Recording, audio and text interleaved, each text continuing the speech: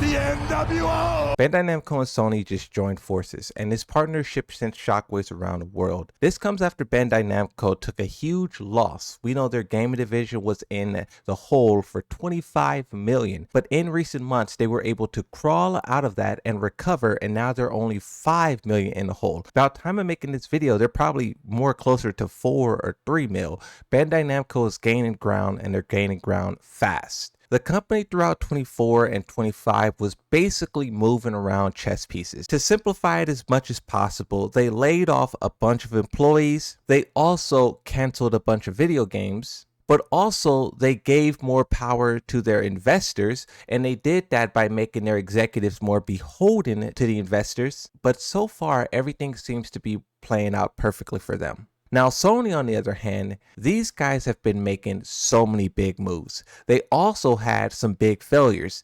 Bandai Namco and Sony actually have that in common. For Sony, they spent $200 million on that wasted Overwatch clone.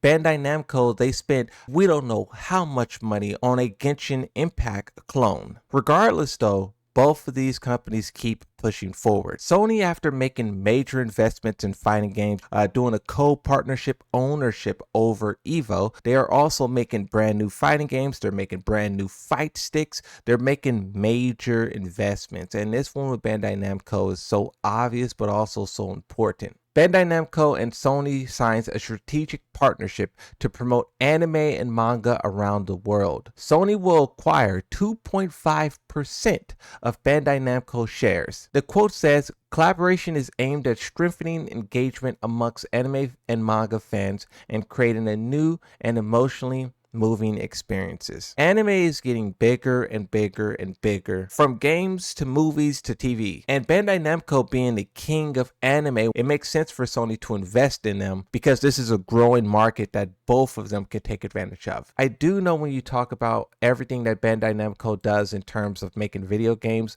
one could argue some Dragon Ball Z skins, some Naruto's collaborations, but also this is very big news for Tekken 8 because something that I highlighted before, and I'll just quickly mention again, is that Tekken 7 made a lot of money and it was a very successful fighting game. But Bandai Namco's studio, which is the game studio that makes all of these games, mismanaged a lot of funds, and that is what put them in a hole. And Tekken 8 is having to climb out of that. With this partnership between Sony and Bandai Namco, this is just another opportunity for Bandai Namco to recover from all of the losses they've sustained over the last couple of years.